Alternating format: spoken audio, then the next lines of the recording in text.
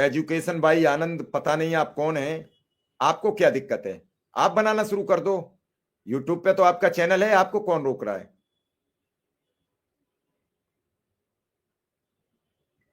आपको दिक्कत क्या है?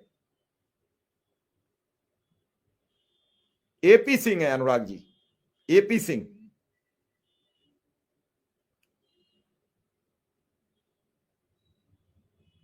अबे जी नमस्कार।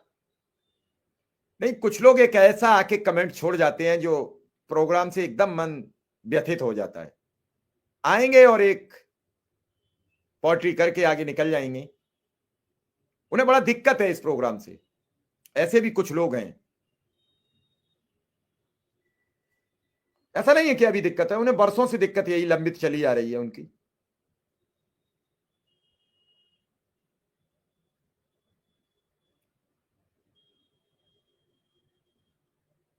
नहीं, सबको सुनना पड़ता है, सबको देखना ही पड़ता है। सिंह साहब आ गए हैं हमारे साथ, सीधा सिंह साहब के पास पहुंच लेते हैं।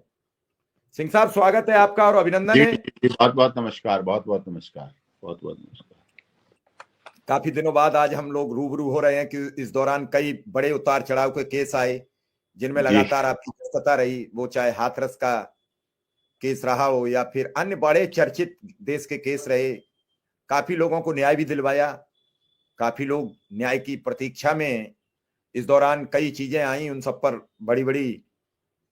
सिंह साहब, एक केस है उमा देवी जी, और उस केस से अनुदेशक और शिक्षा मित्रों का सीधा ताल्लुक है जी। तो आपने फिल्म देखी होगी जॉली एलएलबी। जी, नहीं, जॉली एलएलबी नहीं, शायद मैं भूल रहा हूं। हाँ, जॉली एलएलबी पार्ट 2, जिसमें अक्षय कुमार कहते हैं कि मैं सीधी नाक पकड़ूंगा, अगर जज साहब सीधी नाक नहीं पकड़ी तो फिर मेरी बात मत मानना। जी। मतलब था कि इस केस से ही संबंधित मसला है। अगर ये केस ढंग से लागू होता है और सुना जाता है तो निश्चित रूप से जी, अनुदेशक शिक्षा मित्रों को सरकार को नियमित करना पड़ जाएगा। जी, और इसी केस के सहारे से इन शिक्षा मित्रों को बेदखल कर दिया गया, इनका जीवन नरक हो गया। क्योंकि आप भी उत्तर प्रदेश से आते हैं, जी। देश के चर्चित वकीलों में अड़ जाए तो तारीख लेके हटोगे और अड़ जाओ तो सुनवाई करवा के हटोगे, क्योंकि उसमें आपने महारत हासिल की है। जी। तो आप इस उमा देवी के केस को कैसे देखते हो? क्योंकि 1.5 लाख परिवारों का भविष्य है। दूसरे, सीधा सीधा मुख्यमंत्री तक आपकी पकड़ है। अब मैं भली बात जानता हूं जिस तरीके से, तो मैं चाहूंगा कि मुख्यमंत्री जी तक अनुदेशक और शिक्षा मित्र का संदेश जाए, इन्हें अब न्याय मिलना चाहिए।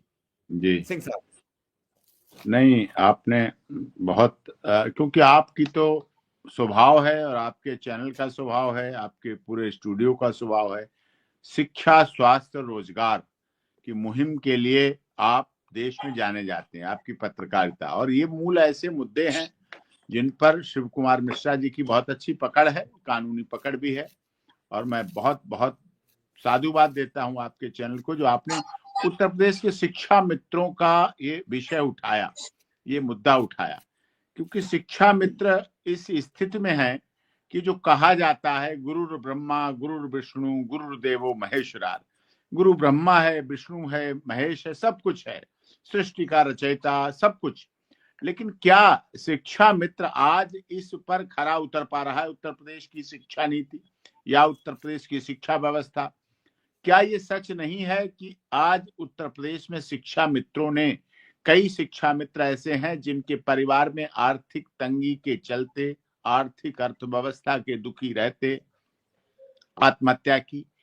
क्या ये सच नहीं है कि आज भी शिक्षा मित्र की माँ सही ढंग से कपड़े नहीं पहन पा रही? कहना अच्छा नहीं लगता है मुझे, शिक्षक से जुड़ा हुआ मामला है, लेकिन आज भी शिक्षा मित्र, शिक्षा से जुड़ा हुआ व्यक्ति, फिल्म के जो 30 साल पुरानी फिल्में हम देखते थे अपनी उस अवस्था में, जिसमें एक छड़ी लेके और थैला लटका के एक व्यक्ति जाता था और एक किसी अच्छे खासे आदमी क्या जाता था और हाथ जोड़ के कहता, मैं मामूली स्कूल मास्टर हूं, मेरी बेटी को निभा लीजिए, मैं एक स्कूल में शिक्षक हूं, मेरी बेटी को निभा लीजिए, मेरे पास देने को कुछ नहीं है, मेरे पास बेटी है।